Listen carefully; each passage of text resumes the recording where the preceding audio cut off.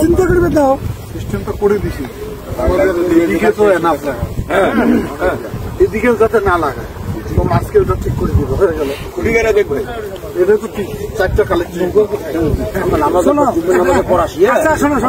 নামাজে রাখো তারপরে তোমার ছোট ছোট গাড়ি হবে এই জন্য কিছু ইয়ে গাড়ি দাও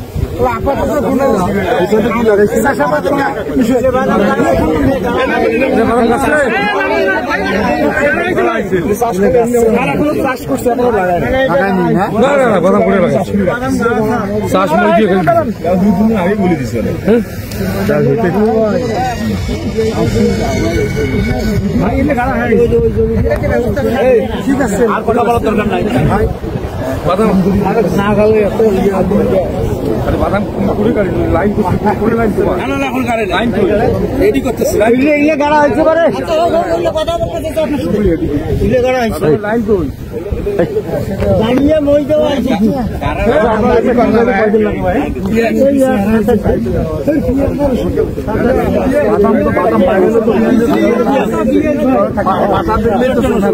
বাদাম এই সামনে থেকে সরাই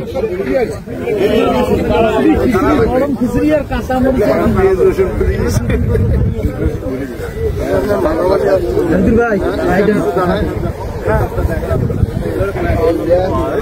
নদীর মাছ ধরে হাজার হাজার বলবো না লক্ষ মানুষ জীবিকা নির্বাহ করত, কিন্তু তিস্তা নদীর পানির ন্যায্য হিস্যা না পাওয়ার কারণে দীর্ঘদিন যাবৎ তিস্তা চর অঞ্চলে গোটা অঞ্চলটা ভেসে উঠেছে। বিশেষ করে আমরা লক্ষ্য করি যখন বর্ষাকাল আসে, বৃষ্টি হয় না আমাদের অঞ্চলে, উজানের পানি এমনভাবে ছেড়ে দেওয়া হয় বিনা নোটিশে। লোকরা যখন রাত্রে ঘুমিয়ে থাকে বিছানার মধ্যে, ঘুমন্ত অবস্থায় পানিতে ডুবে যায় এবং ডুবে মৃত্যুবরণ করেছে ইতিহাসও আমাদের রয়েছে।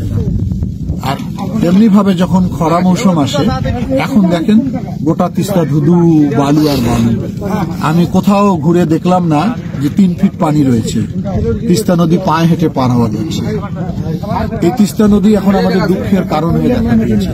যে তিস্তা নদী একসময় আমাদের জীবন জীবিকার প্রবাহের জন্য আমাদেরকে অনুপ্রেরণা দিত, সহযোগিতা দিত, সেই তিস্তা এখন আমার দুঃখের কারণ হয়ে দেখা দিয়েছে। দীর্ঘদিন ধরে তিস্তা পাড়ের মানুষ আমরা দাবি করে যাচ্ছি যে তিস্তা নদীকে সংস্কার করা হোক, এটাকে খনন করা হোক, বর্ষাকালে যাতে 2 কুল উপচিয়ে প্লাবন না হয় সে ব্যবস্থা করা হোক, খরা মৌসুমে যাতে পানি থাকে সে ব্যাপারে আমরা জানতে পারি যে একটি মহাপরিকল্পনা আকারে একটি পরিকল্পনা গ্রহণ করার প্রচেষ্টা নেওয়া হয়েছিল, কিন্তু পার্শ্ববর্তী দেশের আপত্তির কারণে সেই মহাপরিকল্পনা বাস্তবায়ন করা হয়নি। আমরা আশা করি এই তিস্তা নদীকে খনন করে তিস্তা নদীর পূর্বের অবস্থা ফিরে নিয়ে আসার জন্য অতি সত্বর একটি পরিকল্পনা হোক, সেটি মেগা প্রজেক্টের মাধ্যমে হোক, যে কোনো নামেই হোক না কেন, এটি বাস্তবায়ন করা অত্যন্ত জরুরি।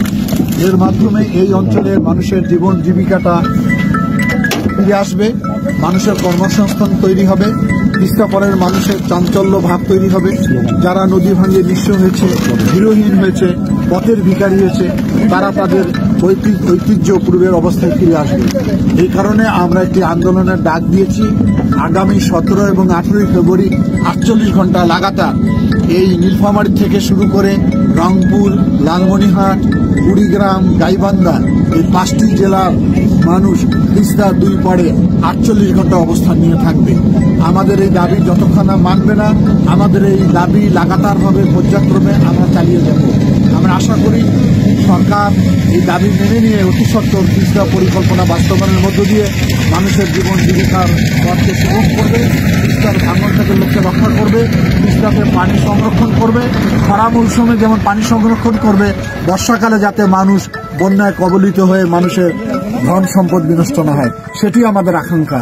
আমি এই তিস্তার অববাহিকার সব মানুষকে, সব মতের, সব ধর্মের, সব গোষ্ঠীর মানুষকে আমি আহ্বান জানাই, তারা আগামী 17 এবং 18 ফেব্রুয়ারি তারা তাদের অবস্থান থেকে এখানে সহযোগিতা করবেন, উপস্থিত থাকবেন এবং এই আমাদের আন্দোলনে সবাই শরিক হবেন। এই আন্দোলনের আমরা নাম রেখেছি জাগো বাহে তিস্তা বাঁচাই। সুতরাং জাগো বাহে তিস্তা বাঁচাইতে আপনারা সবাই শরিক হন, আপনাদের দাবি আদায়ের জন্য সোচ্চার হন এবং এই রংপুরের হারিয়ে যাওয়া ঐতিহ্যকে আমরা ফিরিয়ে নিয়ে আসতে চাই। ধন্যবাদ। ডাক দিয়েছে দুলু ভাই, জাগো বাহে তিস্তা বাঁচাই, জাগো বাহে তিস্তা বাঁচাই, ডাক দিয়েছে দুলু ভাই, ডাক দিয়েছে দুলু ভাই, জাগো বাহে তিস্তা বাঁচাই, জাগো বাহে তিস্তা বাঁচাই, ডাক দিয়েছে দুলু ভাই, ডাক দিয়েছে দুলু ভাই, জাগো বাহে তিস্তা বাঁচাই, জাগো বাহে তিস্তা বাঁচাই, জাগো বাহে তিস্তা বাঁচাই। ধন্যবাদ আমাদের প্রিয় নেতা, প্রিয়